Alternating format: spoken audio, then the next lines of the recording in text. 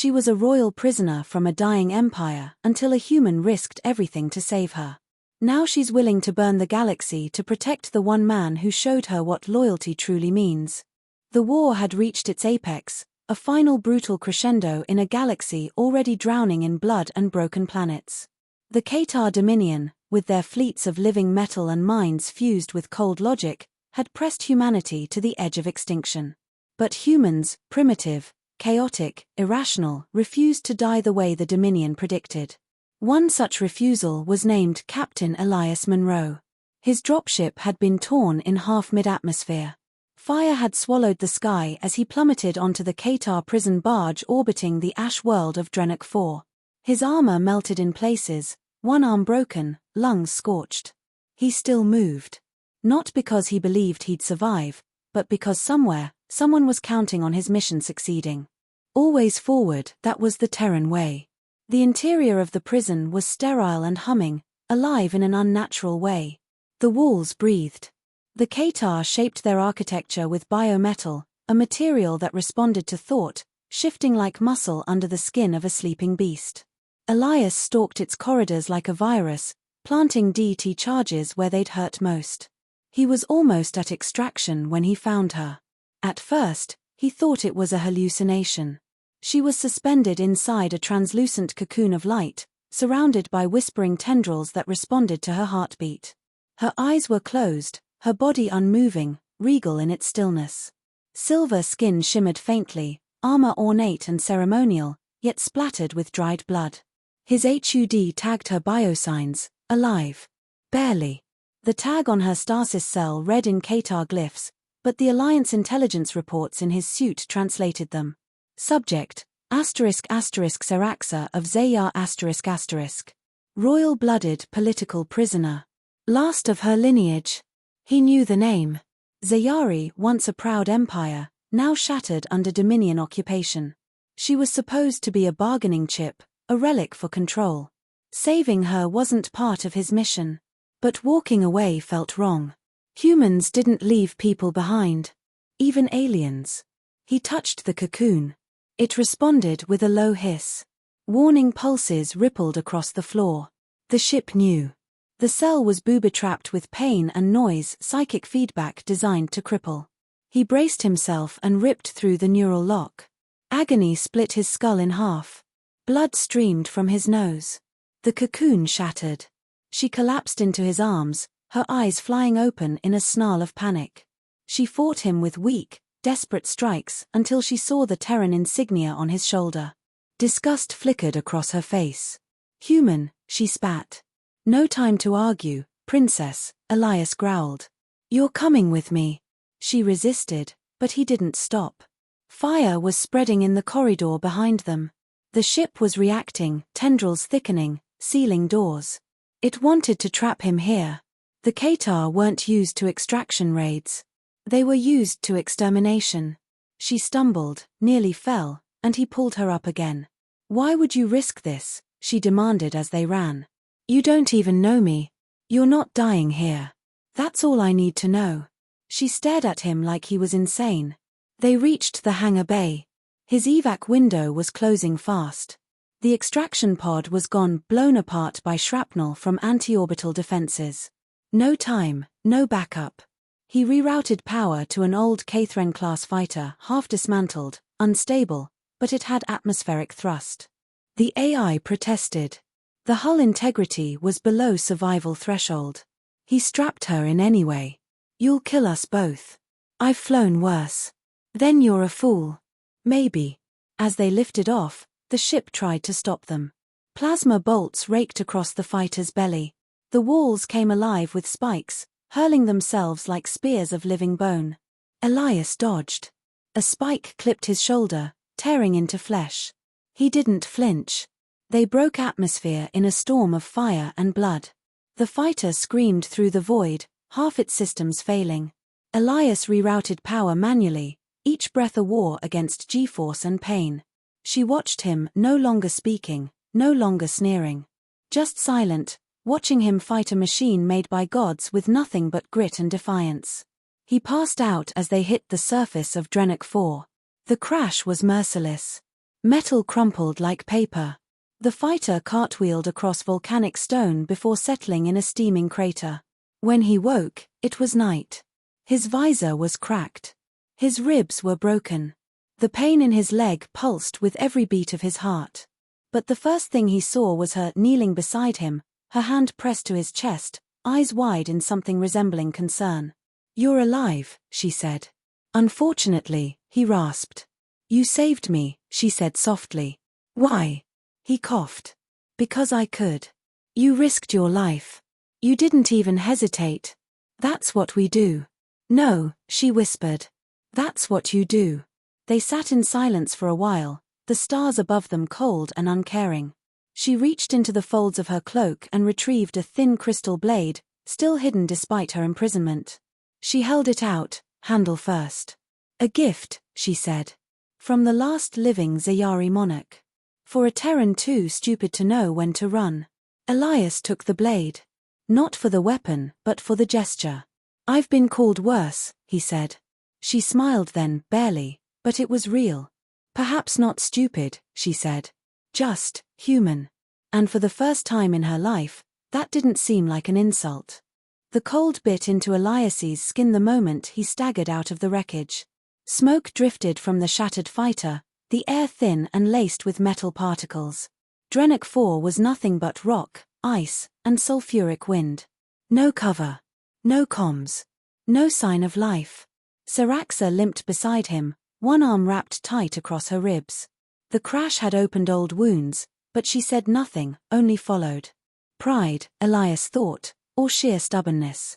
Maybe both. He scanned the horizon.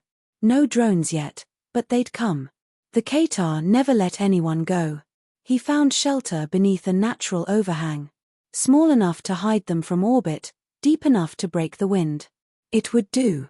He dropped his pack and began inventory. 1 field ration, 2 power cells, and a combat knife. His sidearm had snapped in half. She watched him the entire time. "You're not a soldier," she said eventually. "You're something else." Elias didn't look up. "We don't have time for introductions. You're dying." Her voice was matter-of-fact. 3 cracked ribs. Dislocated shoulder. Internal bleeding. "You should be unconscious." He forced open a ration bar. "Later." She crouched across from him, still regal despite the dirt on her face and the blood down her side. "Humans. You act like pain is optional." He chewed in silence. "You confuse me," she continued. "My captors, Qatar, they study your kind. They believe you're unpredictable. Dangerous because you defy logic. They're right." He swallowed hard. "We fight. That's what we do." "No. You survive. Even when everything says you shouldn't." He met her gaze. "You say that like it's a flaw. It's not. It's terrifying." The temperature dropped fast as night fell. Elias rigged a heat barrier using the last cell. Not much, but it'd keep them from freezing. He wrapped his coat around her without asking. She resisted. "I'm not weak. You're cold. Take it." Her hands trembled slightly as she accepted. They didn't speak for a while. Wind howled through the rocks like mourning voices. Elias could barely feel his fingers. He tried to stay awake, but the exhaustion weighed on him like gravity. His body wanted to shut down. His mind refused. "You'll die before dawn," she said. "Probably." She shifted closer. "You shouldn't have come back for me." "I didn't come back. I never left." She stared at him for a long time, something shifting in her expression. Then, quietly, "My people, Zayari, we used to believe that survival was reserved for the superior. That mercy weakened the bloodline. That honor meant nothing without power. And then we lost everything." "I've read your history," he said. "You didn't lose. You collapsed." "Yes," she said. "We collapsed. Because we thought nobility could stand without empathy." Elias's breath was shallow now. She noticed. Without speaking, she pulled him toward her, letting his head rest against her shoulder. She whispered a phrase in her language. He didn't understand the words, but the tone felt like mourning. When he woke, he was lying beside the fire. Warmth pulsed from the heat barrier. The coat was draped over him again. She had taken the exposed side, shielding him. "Why'd you do that?" he asked hoarsely. "Because you did." He sat up, wincing. Blood soaked through the bandage on his side. She had rewrapped it, tied the knots with precision. "You could have left," he said. "Saved yourself. I'm beginning to understand what it means to be Terran." He blinked at her. "We're not saints." "No. But you choose each other. Even when it hurts." Before he could reply, a low pulse thudded across the sky. They both looked up. A drone, Qatar class, swept overhead, scanning. It passed them by. Saraxa touched a small crystal node embedded behind her ear. It flickered faintly. "I can amplify your distress beacon," she said. "Just once. But it'll alert the Qatar too." "Risky." "They're coming either way." Elias hesitated, then nodded. She linked the signal to his suit, feeding it through her neural mesh. It pulsed upward, brief, bright, and unmistakable. Now they waited. He leaned against the rock, each breath heavier than the last. "Why did they take you?" "To control my people. To break us. They thought by holding me, they could make us obedient." "Did it work?" "It worked, until now." Elias smirked. "Weird how a crash changes things." "Not the crash," she said. "You." He frowned. "I've lived among tyrants. Calculated minds. Creatures that measure worth in credits and lineage. But you've bled for someone you don't even know. That's not logic. That's something else. Instinct." "No," she said. "Heart." They sat in silence again, broken only by the wind. Hours passed. Then a flash on the horizon. A shuttle, flying low. No markings. Terran signal on his HUD. Rescue. As it touched down, dust spiraled upward. Soldiers in black armor poured out, weapons ready. Elias tried to stand, stumbled. She caught him. A medic reached them. "Captain Monroe?" "By God. He needs evac now," Saraxa said, her voice suddenly steel. They lifted him onto a stretcher. Elias grabbed her wrist as he was carried away. "You coming?" She paused. Then nodded. "I'm not leaving your side." The soldier glanced at her. "Zayari?" Elias coughed. "She's with us." They lifted off moments later. The moon vanished beneath them. Inside the shuttle, Saraxa sat beside him, one hand resting near his. He turned his head toward her. "You trust me now?" "I don't know if I trust you," she said softly. "But I know you'd die for me. And I've never known anyone like that." He smiled through cracked lips. "That's the human condition." "No," she replied. "That's *U*. The shuttle landed on Virex 7, a forward operations base carved into the mountains of a fractured world. The air smelled like ozone and oil. The sky was scorched from years of orbital strikes. War had stained the soil so deeply that nothing grew. Elias stepped off the ramp with a limp in his gait, ribs still healing, shoulder wrapped in synth flesh. Saraxa walked beside him, eyes sharp, shoulders squared. Soldiers paused to stare. Some recognized him. Fewer recognized her. The briefing room was cut into solid rock. Holograms flickered across the table, planetary maps, troop deployments, Dominion fleet arcs, and red zones that spread like blood across every system. The Qatar were preparing a final assault. The target, the human colony on Row 9. 100,000 civilians.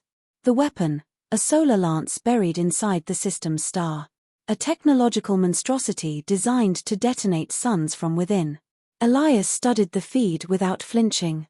The plan was clear: strike the weapons control station on Camelot Prime before activation.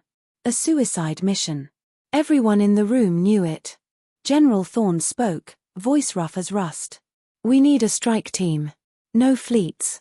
No battles. Just a handful of soldiers who won't come back." Saraxa stood before Elias could speak. "I'm going." The room fell silent. "You're not Alliance," the general said coldly. "You're a royal hostage we happened to recover." "I'm more than that now." "She's with me," Elias said. "Doesn't mean she belongs here. She's seen what we are. And she chose to stay. Thorn looked at her, measuring. We don't do loyalty oaths. We do action. If you're coming, you do what's necessary. I understand. After the briefing, Elias found her outside the armory. She was inspecting a Terran pulse rifle, hands unfamiliar with the weight. You don't have to prove anything, he said. I'm not trying to prove. I'm choosing. He nodded slowly. We leave in 8 hours. They sat together before deployment, side by side on a steel bench, watching the dropships being prepped. No words. Just breath, shared silence, and the tension of what came next. The strike team launched under blackout conditions. 5 soldiers. 1 objective. Infiltrate, detonate, and vanish if possible. The insertion was smooth. The landing wasn't. Elias took point. The Camelot control station pulsed with blue light, alive in the sickening way all Qatar technology lived, part metal, part nerve. It moved as they moved, sensing them, adjusting to their presence. Saraxa flanked him, her rifle steady now, her breathing measured. They pushed through halls guarded by machines that screamed before dying. The team moved with ruthless precision. Humans had never outmatched the Qatar in technology, but they had always been better at one thing: brutal, close-range chaos. The Dominion didn't understand that kind of war. It terrified them. They reached the core in under an hour.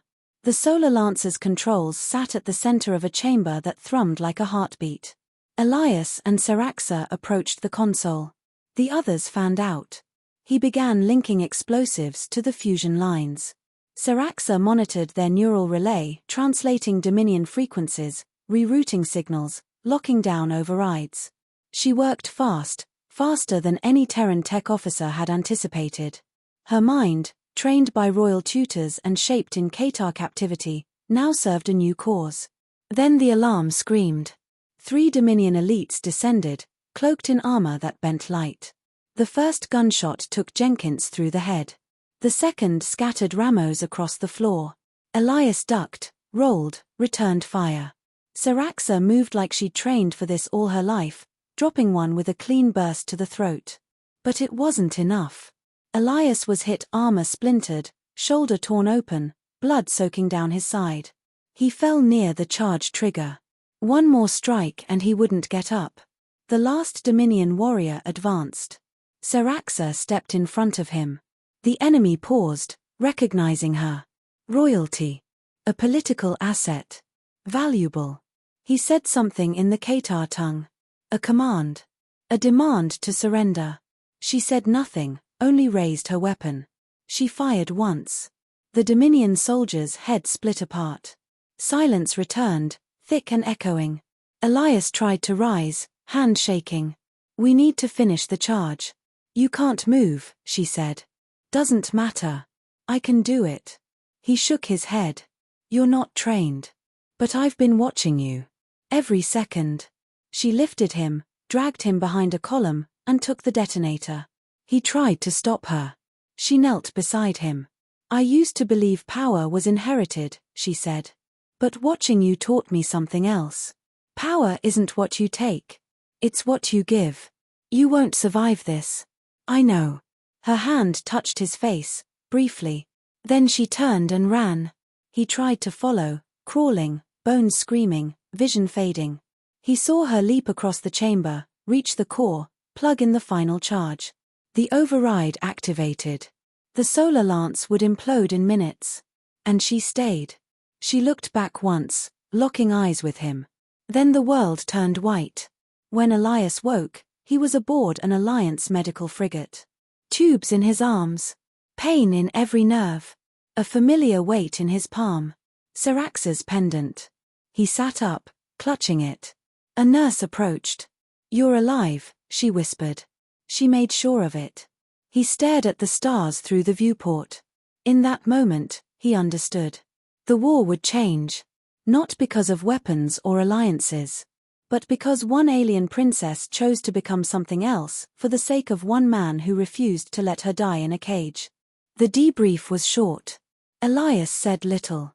His body was healing, but his voice hadn't returned, not fully. When asked what happened inside the Solar Lance control station, he only said one name, Saraxa. No medals. No parade. The war was still burning. There was no time to mourn heroes. He returned to the front the day he could stand. No reassignment, no fanfare. Just back to the dirt and ash. The other soldiers didn't ask.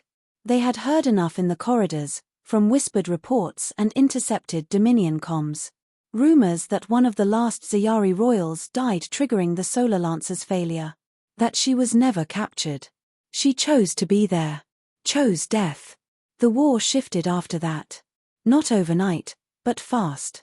Ziyari factions across 2 systems pledged to the Terran Alliance. First out of shock. Then guilt. Then loyalty. Their old codes of blood had fractured, but something about her death rekindled purpose. A symbol they hadn't known they needed. Elias kept to himself.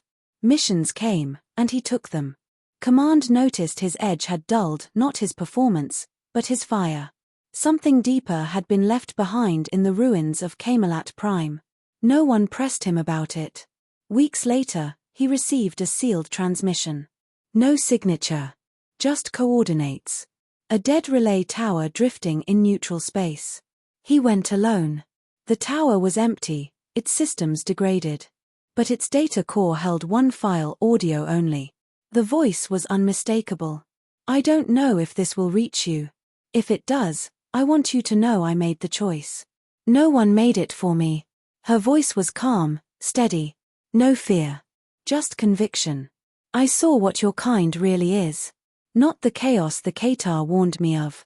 Not the unpredictability. I saw defiance with purpose. Pain carried like a banner. I saw someone bleed for a stranger, and never ask why." She paused, as if searching for words. "You made me understand what loyalty really means. Not obedience. Not allegiance.